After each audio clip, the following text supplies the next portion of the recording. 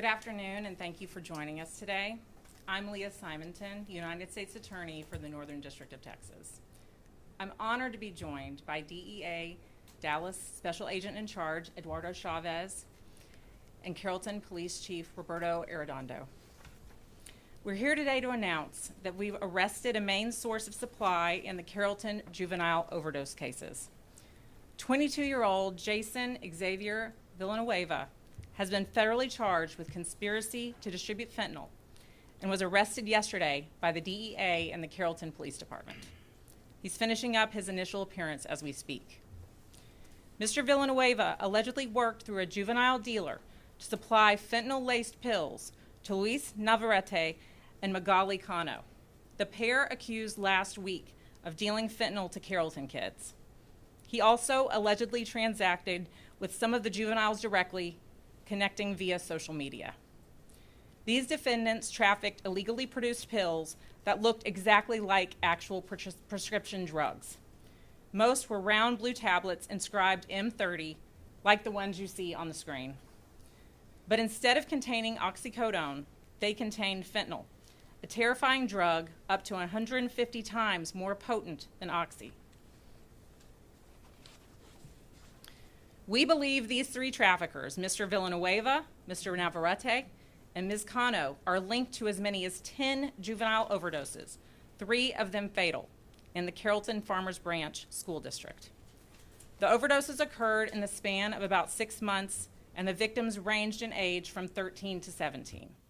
Those that survived suffered temporary paralysis, intubation, and other medical traumas that will remain with them for a long time. Before I go any further, I want to note that all 3 defendants are presumed innocent until proven guilty in a court of law, and we look forward to doing just that. As I've said before, to deal fentanyl is to knowingly imperil lives. To deal fentanyl to minors is to shatter futures. That is despicable. There's no other way to say this. Fentanyl is killing our kids. We are angry about it. We are heartbroken about it, and we are determined to do all we can about it. The fentanyl crisis is a two-sided one involving both supply and demand. The Justice Department and our law enforcement partners are working tirelessly to impact the supply side by charging and convicting traffickers, seizing their drugs, and putting them behind bars. But we need to address the demand side too. That's why we're urging all members of our community, including parents, teachers, coaches, counselors, school administrators, neighbors, and friends, to help us educate our kids on the prevalence and uniquely dangerous nature of fentanyl. In some cases, traffickers are pressing fentanyl into counterfeit pills without their buyer's knowledge. It is a hidden lethal threat in those pills. Fentanyl is significantly cheaper and easier to produce than other drugs, and it's highly addictive. Many traffickers think nothing of secretly substituting in fentanyl for another drug, oxy, Xanax, even meth or heroin, if they think they'll turn a bigger profit. Make no mistake, unless it comes from a licensed medical provider, that pill your child thinks is Percocet, OxyContin, Xanax, or Adderall may actually be fentanyl. And if it is fentanyl, chances are even a small part of one pill may be deadly. Please have frank conversations with your kids. And if you see a pill you don't recognize, confiscate it immediately. Also, brainstorm ways with your kids to get out of the situation if a friend ever pressures them to take a pill. And if they're already hooked on pills, talk to them about the potential that any further consumption of a pill could kill them. It could contain fentanyl, and help them find treatment for their addiction. Finally, keep an eye on your children's social media accounts. Drug traffickers are increasingly using Instagram, Snapchat, and other social media platforms to advertise these drugs to minors. Their messages are often coded. If you see the same unusual words or emojis in your kids' texts, ask questions. They could be slang for various drugs. And of course, if you are aware of someone dealing fentanyl or any other pills to kids, report it to law enforcement right away. The Justice Department is committed to curbing the fentanyl epidemic, but we need your help to protect our kids. They may think that taking Adderall or Xanax or even prescription opioids isn't a big deal, but fentanyl is. Fentanyl kills. Thank you. We'll now have Eduardo Chavez. Good afternoon. My name is Eduardo Chavez. I'm the special agent in charge of the DEA Dallas Field Division. Last year, I want this number to really sink in. 107,622 Americans died from taking drugs. That means if these numbers stay constant in 2023, by the end of today, 295 people will have lost their lives to drugs. Synthetic opioids like fentanyl account for almost 70% of these deaths. This cannot be viewed as somebody else's problem. This isn't just a Carrollton problem or a Dallas problem or a Fort Worth one. It is everyone's. Fake pills containing fentanyl have been seized throughout North Texas, from apartment complexes to gated communities, urban and rural areas alike. Last year, the DEA here in Dallas seized over 11.4 million potential deadly doses. This represents an approximate 254% increase from 2021. Make no mistake, fentanyl does not discriminate by age, race, gender, socioeconomic status. Its addictive properties cannot be compared to anything else on the streets today. And the overdose and poisoning margins of error between life and death are microscopic. For perspective, just 2 milligrams is considered a deadly dose. This sugar packet, if it were to contain fentanyl, would be enough deadly doses to kill 500 people. According to our DEA laboratory, 6 out of 10 fake pills on our streets today contain more than those 2 milligrams. We all have a role in this fight because it's a fight. It's a fight for our families, it's a fight to curb substance abuse, and it's a fight to hold criminal drug networks accountable for their actions. The men and women of DEA Dallas and partners like Chief Arredondo and his department at the Carrollton Police Department will relentlessly pursue these investigations. Individuals like Mr. Villanueva, Mr. Navarrete, and Ms. Mejia Cano must answer for their actions. Our investigation continues to remain very active. Our work is not done. As U.S. Attorney Simonton mentioned, we need your help. One must assume pills offered in the locker rooms, the classrooms, the neighborhood park, or on the street corners most likely contain fentanyl. No legitimate prescription can be purchased on social media. As you sit and watch this newscast, consider having that potentially awkward and difficult conversation with your children and your families.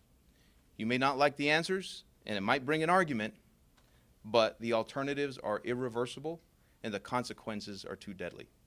One pill can truly kill. With that, I'll turn it over to Chief Arredondo with the Carrollton Police Department. Thank you. Good afternoon. My name is Roberto Arredondo. I'm the Chief of Police for the Carrollton Police Department. I'd like to take a few minutes to recognize the men and women of the Carrollton Police Department for their diligent work to help rid our great community of this poison. Their efforts began out of the spotlight, as much police work does, and their relentless follow-up has been integral in this long-term investigation. I would also like to thank the U.S. Attorney's Office and the DEA Dallas office for their partnership and collaboration to help make this arrest possible. We take this seriously in our community. We will leave no stone unturned to ensure the safety of our children and our community. Thank you for being here today. We will now take some questions. Yes. Yes. In this case, you identify 6 students selling these drugs. So there are more students involved, and what would happen to them? The juveniles and the prosecution of juveniles is typically a state matter, so we will defer to the state in most cases. In terms of more juveniles that might be identified, the investigation is still ongoing. Do y'all believe Mr. Villanueva was the main supplier to this house? I'm not able to comment on the investigation. We are still going to take us wherever it leads. Just for clarity, so I'm sorry, he's under this indictment, but you said 6 other juveniles are also part of the network, is that correct? They have, yes, they were dealing, yes, exactly. You mentioned how important it is for staff, schools to be aware of this. What efforts are being made to also have this information in Spanish? Because I've heard from parents that that's a area of concern because a lot of the people that are named have a Hispanic surname and some of the victims have been Hispanic. I encourage all school districts to translate, and not just school districts, all youth-focused organizations to translate information about fentanyl into Spanish and other language that are spoken in that school district.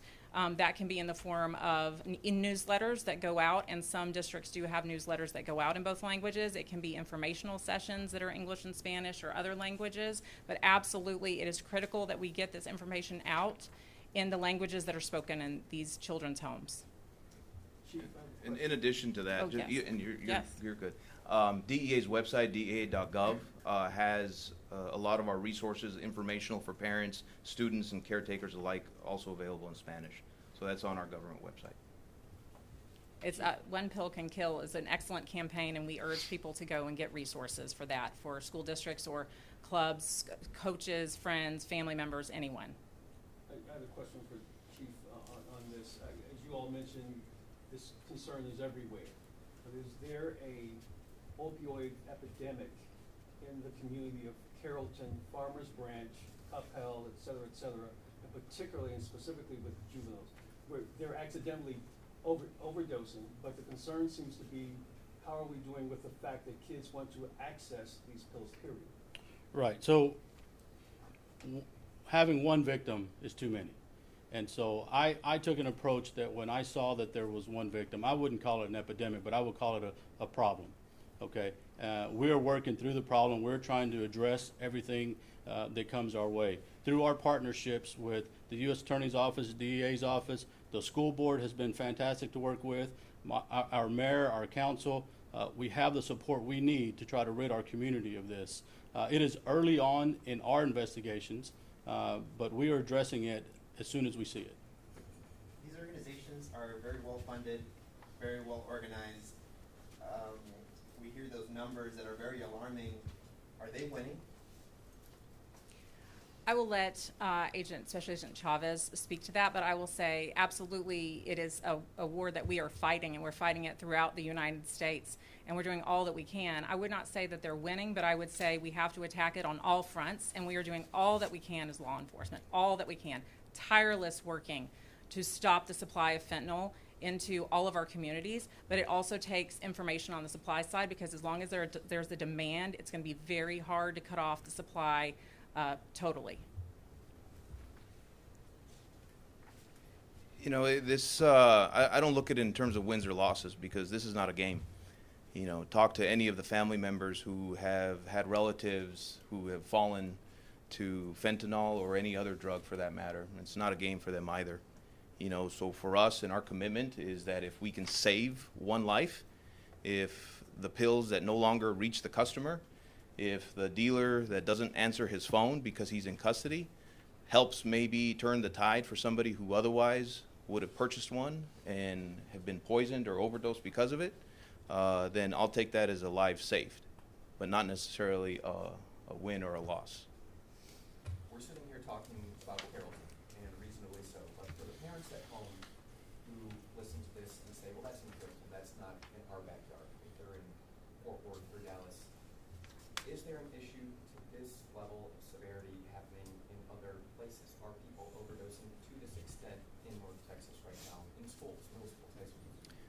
You know, I've been doing this job for over 23 years, and never have I seen such a deadly drug come across our streets in our neighborhoods. And as I mentioned earlier, It's a drug that does not discriminate. We are finding instances, and our investigations are taking us into some of the most affluent parts of North Texas, just as much as some of the more rural.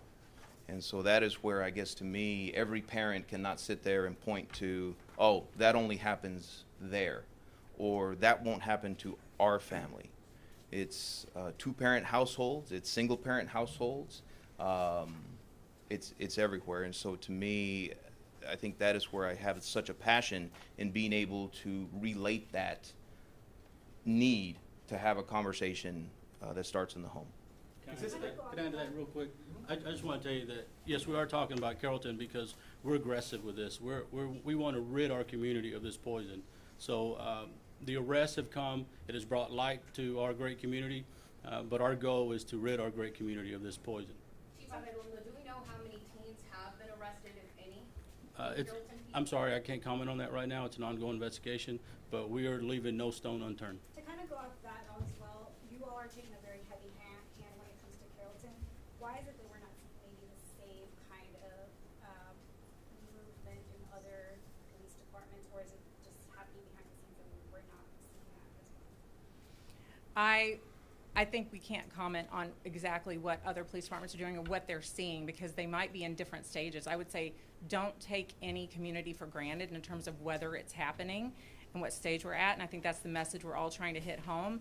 You know, all of us who are having kids are having these conversations with our children, and you know, whether we live in Carrollton or whether we live across the Metroplex. So it's something that may very well be happening in ways that even some of us up here may not know about right now in terms of what the investigatory stage is, but it's something that is pervasive. And the latest statistic I saw was over 100 people die of opioid overdoses every day, and we know a lot of that is fentanyl. And some of that is happening in our areas, and obviously you trace it to certain dealers that are dealing in certain communities. So, as far as logistics are concerned, in this particular case, we had a main supplier and then the two individuals in the home in the community and then the student dealers. How common is that scenario when it comes to fentanyl and these types of opioid pills? Is that often how it's done, or are they acquired in other ways? Or is this scenario playing out in a lot of places? I will let Special Agent Chavez address that issue. You know, criminal drug trafficking organizations have a hierarchy, right? From your street dealer all the way up different levels, mid-level sources of supply, domestic sources of supply, and then international ones. You know, as far as this is concerned, this is a very traditional style of organization where you have different layers. Some may not know of one another, and so that's why we continue, to seek out and pull on strings. Because we don't want to leave any conspirator who thinks maybe they missed this one without being held accountable for their actions. Of the 10 overdoses and deaths, do we know, were the victims seeking out an opioid of some sort, like an Oxy or Percocet, something to that effect, or do we know if they were specifically, if they knew they were taking fentanyl? You know, I don't think we're necessarily in a position to say how they ended up getting it. I mean, the point is that they were able to get their hands on it, and so from a law enforcement perspective, we wanted to be able to immediately identify the people who were providing it to them. I think every family is opting to have their own conversations in their own homes and seek resources for what has happened to their children. So we'll leave that with them. Was this particular individual distributing or targeting just high school students, or did he have other sort of customers in the community? That's the thing with drug trafficking, right? You have to have somebody who is interested. You have to have a customer. So, I wouldn't necessarily use the word targeting versus somebody who has money or something to exchange for these pills. And unfortunately, that's where that leads us to. So a lot of times it's more customer base versus I'm going to seek out this one particular individual. He's how social media played such a big role in this investigation and really tracking down this man. Everybody has probably a phone or maybe even two phones in their pocket right now, right? We're not more than a few feet from them, and we sleep with them just a few feet away. You know, social media, I think, is a part of our everyday lives. There are certain platforms that, you know, by their nature, you know, have a degree of anonymity that is attractive to some, and with that comes a criminal element. We also know that younger people tend to, you know, take advantage of the social media that's out there, and many times that's a little bit of a disadvantage for parents or grandparents that might be raising children. And so again, I just go back to why education and conversations are so key when it comes to this. Okay, I think we've got time for one more question, and then we'll move to pull aside if people have additional. Or maybe we can move straight to pull aside. Perfect.